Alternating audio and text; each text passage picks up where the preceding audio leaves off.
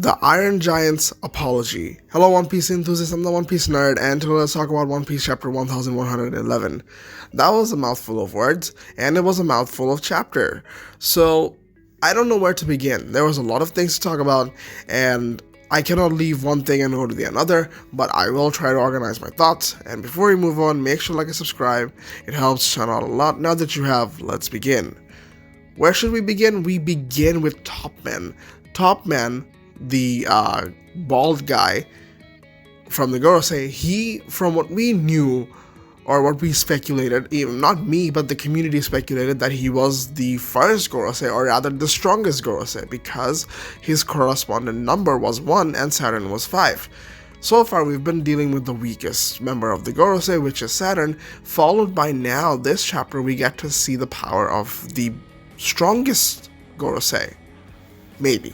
But yes, he did live up to the hype. He didn't even need to show all of his powers.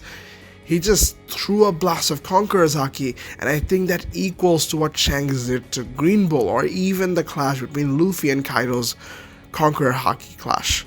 And I think it lives up to the reputation, and I am super excited for what's about to come next. I really thought, or anticipated, that the 5 Elders at this point would showcase something beyond what we've learned thus far about Haki or Devil Fruits that would be new to us, and we'd be seeing something beyond, and we'd be speculating about what the next power is.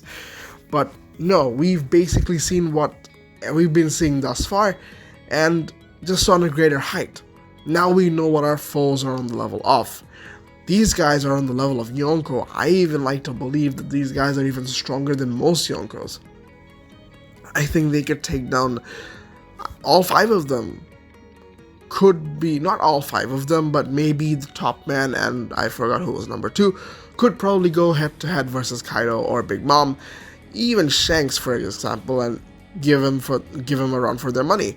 But hey, we are seeing what powers are like, and I am so excited. I do have a speculation as to how Gorosei might be defeated. Luffy has been telling us time and time again that yeah, these guys are immortal. There's no way to damage them. There's no way to defeat them. Once you injure them, we should start running. Our mission here is not to win. Our mission here is to escape. And the way Dory and Broggy phase it, I think it makes a lot of sense that if they escape out of Egghead Island, that will be considered a victory, because at this point, Luffy wasn't prepared for any of this. Luffy's a Yonko, and fighting the 5 Elders, I really think if Big News Morgans gets to know somehow that the 5 Elders were there, this would be huge news. And a Yonko fighting the 5 Elders and actually escaping has probably never been seen to the entire world.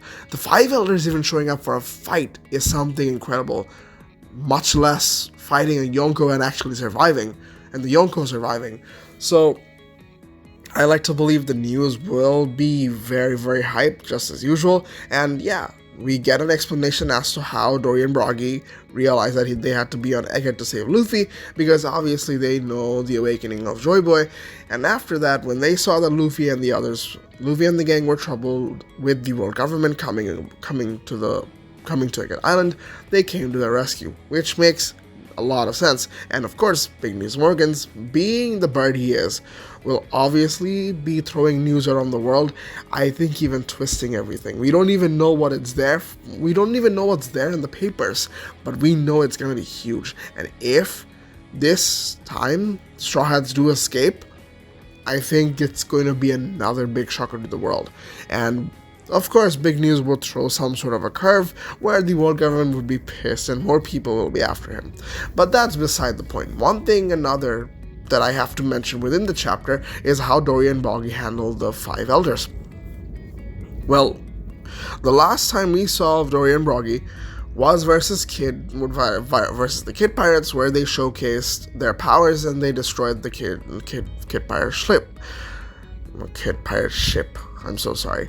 And before that, we saw them in Little Garden. We knew little about their powers, no puns intended, and now we're finally getting to see them going head to head with the 5 Elders. I'm not telling you guys that they're like on par, but to be able to defend against it, to be able to withstand that Conqueror's Haki blast. Even Luffy was blasted away by it, which goes to show how strong the Conqueror is, and Dorian Broggy withstanding that, even fighting against the Five Elders, defending blows, I think is a huge revelation. That, yeah, these guys are not to be joked around with, and if they're this strong, we have no idea how strong the giant pirates are. Now, aside from all of this, one thing I like to mention briefly is Lucci. Lucci's character development in this arc, look at me. Lucci's development in this arc, sort of insane. And I didn't expect what did happen in the chapter where Lucci tried to tell the Five Elders, tried to tell Venus Zero about, hey, I have my teammate Kaku tied up somewhere. If you want to find York, please rescue him. It's Lucci actually caring for his comrade, someone who doesn't care about anyone, who has no personal connections, whose only motivation or even the purpose of life is to just assassinate for the sake of the world government, not even for himself, and for a person who only cares about fighting and killing. He cares about someone this one time, and it's insane to see that he's had that realization. He didn't have the realization, but him seeing that is a better development than us seeing Kizaru always contemplating on, should I fight with the world government or against the world government to try to save my friends? And I think this is huge for the future plotline of the story. I don't really think Lucci's story ends here. If he showed up now, he's probably going to show up in the future, and maybe in some very spectacular event, not on the side of the world government, but rather on the side against them. I'm not saying he'll be with Luffy, but he won't be with the world government. Last but not least, let's talk about the Iron Giant. The Iron Giant, just as we expected, was from the time of JOYBOY, although it had awakened 200 years ago to basically head on to the Holy Land and try to destroy it, probably by some sort of an order set by JOYBOY. He was there when JOYBOY was there, and it is a relic of ancient times. It is entirely possible that this is Uranus. We have no idea what Uranus is about. We only knew about Pluton, we only knew about Poseidon. We don't know what Pluton is. We know what Poseidon is. We have no idea, no sort of speculation, hints, or description about Uranus. This just might be it. And its apology to JOYBOY could either go to one place of, I tried to attack the Holy Land just as you said, and I failed, I'm sorry, or something it had done 800 years ago where JOYBOY gave it a task but it couldn't do it. I think that is more likely. And if it's a robot or if it's a weapon with its own consciousness, I'd like to believe it falls under the same line of Poseidon. I don't really think it's anything else other than Uranus.